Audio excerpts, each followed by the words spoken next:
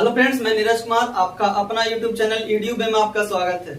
हम लोग संविधान के बारे में पढ़ रहे थे और संविधान का विकास हम लोग पढ़ रहे थे और हम लोगों ने 2 वीडियो यानी 2 क्लास पीछे किए हैं संविधान के बारे में, है ना। और आज ये हमारा तीसरा क्लास है।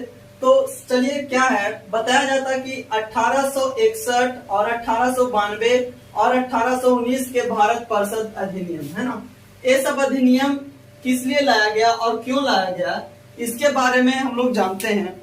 बताया जाता है कि 1857 की जो महान क्रांति थी, है ना, 1857 की महान क्रांति के बाद ब्रिटिश सरकार ने महसूस किया, जैसे ही 1857 की क्रांति होती है उसके बाद ब्रिटिश सरकार को यह महसूस हुआ कि अब हमें भारत में राज करने के लिए कुछ नियम और कानून और भारतीय लोगों की सहयोग की जरूरत है ना। इसी को वो देखते हुए इन्होंने बहुत सारे एक्ट को क्या किया, पारित किया, है ना। और जिसमें है 1861, 1892 और 1919 के भारत परिषद अधिनियम। और आज हम इसके बारे में जानते हैं। बताया जाता है कि 1857 की महान क्रांति के बाद ब्रिटिश सरकार ने महसूस किया कि भारत में शासन चलाने के लिए भारतीयों को सहयोग लेना आवश्यक है। अगर जो हम भारत में शासन चलाएंगे तो भारतीय लोग को सहयोग लेना क्या चीज हो गया, आवश्यक हो गया। ये ब्रिटिश सरकार सोच रहे थे या कर रहे थे। बोला इसी के सहयोग नीति के तहत ब्रिटिश सांसद ने, जो ब्रिटिश सांसद था उसने 1861 और 1892 और 1919 में 3 नए अधिनियम पारित किए, है ना। 3 अधिनियम क्या किए, पारित किए।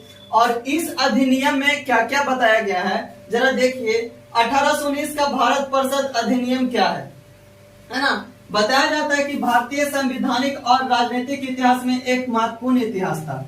बताया जाता है कि 1861 का भारत परिषद अधिनियम भारतीय संवैधानिक और राजनीतिक इतिहास में एक महत्वपूर्ण अधिनियम था। इसके अंतर्गत क्या होता था, 1861 के भारत परिषद अधिनियम की विशेषता, चलिए अब इसका विशेषता क्या है जरा हम जानते हैं। बताया जाता है कि इसके द्वारा कानून बनाने की प्रक्रिया में भारतीय प्रतिनिधियों को शामिल करने की शुरुआत की, है ना।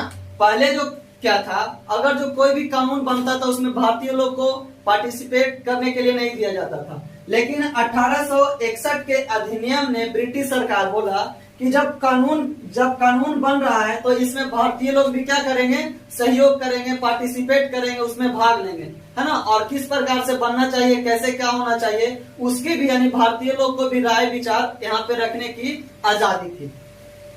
बोला इस अधिनियम ने मद्रास और मुंबई की प्रेसिडेंसियों को विधायी शक्तियां पुनः देकर विकेंद्रीकरण की प्रक्रिया की शुरुआत कर दी।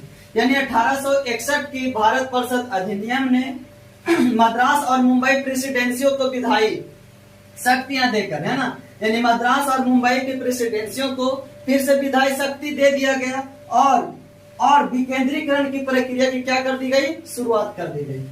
कि 1861 के अधिनियम में विधायी कार्यों के लिए कम से कम 6 और तथा अधिक से अधिक 12 अतिरिक्त सदस्यों को सम्मिलित किए गए, है ना, किसमें, तो 1861 के अधिनियम में। नेक्स्ट क्या बताया जाता है कि 1861 के अधिनियम में गवर्नर जनरल को अध्यादेश पारित करने का अधिकार मिल गया। यानी जो गवर्नर जनरल थे वो अध्यादेश क्या कर सकते थे, पारित कर सकते थे। अब बताया जाता है कि गवर्नर जनरल को बंगाल यानी उत्तर पश्चिम सीमा प्रांत की पंजाब में, है ना, उत्तर पश्चिम सीमा प्रांत की पंजाब में एक विधान परिषद स्थापित करने की शक्ति प्रदान की गई थी। चलिए नेक्स्ट जो हमारा है नेक्स्ट है 1892 के अधिनियम की विशेषता। इसकी विशेषता क्या है, बताया जाता है कि इसके माध्यम से केंद्रीय और प्रांतीय विधान परिषदों में अतिरिक्त सदस्य कौन होंगे, तो गैर सरकारी यानी जो सरकारी नहीं होंगे। अतिरिक्त सदस्यों की संख्या बढ़ा दी गई और जैसी संख्या बढ़ा दी गई, हालांकि जो अतिरिक्त संख्या थी यानी गैर सरकारी लोग, उनका कोई ज्यादा महत्व नहीं था, है ना, वो उनका ज्यादा बहुमत नहीं होता था। जिसका बहुमत होता था वो सरकारी व्यक्तियों का ही ज्यादा बहुमत होता था। बताया जाता है इसने विधान परिषद के कार्यों में वृद्धि कर, है ना। बताया जाता है कि 1892 के अधिनियम में विधान परिषद के कार्य को क्या कर दिया, वृद्धि कर दिया, आगे बढ़ाया और उन्हें उन्हें बजट पर बहस करने, है ना, उन्हें वो क्या कर सकते थे, यानी बजट पे बहस भी कर सकते थे और कार्यपालिका के प्रश्नों का उत्तर भी वो क्या कर सकते थे, दे सकते थे। नेक्स्ट जो हमारा है 1919 के अधिनियम की विशेषता, है ना। अब जरा बताइए कि 1919 के अधिनियम की विशेषता क्या है, इसके बारे में हम लोग जानेंगे। बताया जाता है कि इस अधिनियम को मॉर्ले मिंटो सुधार के नाम से भी जाना जाता है ना। आपसे ऑब्जेक्टिव क्वेश्चन पूछा जाएगा कि मॉर्ले मिंटो सुधार के अधिनियम, मॉर्ले मिंटो सुधार के नाम से किसे जाना जाता है या किस अधिनियम को जाना जाता है, तो 1919 के अधिनियम को मॉर्ले मिंटो के सुधार के नाम से जाना जाता है। बताया जाता है कि उस समय लॉर्ड मॉर्ले इंग्लैंड में भारत के राज्य सचिव थे और लॉर्ड मिंटो भारत के वायसराय थे। नेक्स्ट बताया जाता है कि इसने केंद्रीय परिषद में सरकारी बहुमत को बनाए रखा। इसने केंद्रीय परिषद में सरकारी बहुमत को क्या किया, बनाए रखा। लेकिन प्रांतीय परिषद में गैर सरकारी सदस्यों की बहुमत की अनुमति थी, है ना। बताया जाता है कि केंद्रीय में तो सरकारी बहुमत को बनाए रखा, लेकिन गैर परिषद में गैर सरकारी सदस्यों की अनुमति थी। नेक्स्ट बताया जाता है कि 1919 में अधिनियम द्वारा भारतीयों को विधि निर्माण, प्रशासन दोनों प्रतिनिधित्व प्रदान किया गया। बताया जाता है कि 1919 के अधिनियम के द्वारा भारतीय लोगों को विधि का निर्माण एवं प्रशासन दोनों में प्रतिनिधित्व प्रदान किया गया। नेक्स्ट बताया जाता है कि इस अधिनियम में पहली बार मुस्लिम समुदाय के लिए पृथक निर्वाचन मंडल की सुविधा प्रदान की गई। किस अधिनियम, तो 1919 के अधिनियम के द्वारा पहली बार मुस्लिम समुदाय के लिए निर्वाचन मंडल की सुविधा प्रदान की गई।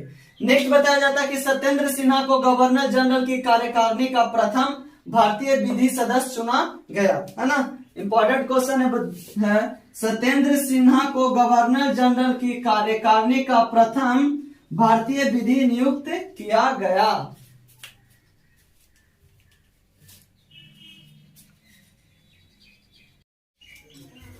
1909 के अधिनियम में भारतीय विधान परिषदों में सदस्यों की संख्या 60 की गई और 9 पदेन सदस्य का प्रावधान किया गया, है ना। यानी बताया जाता है कि भारतीय विधान परिषदों में संख्या की 60 की गई और 9 पदेन संख्या को क्या किया गया, प्रावधान किया गया।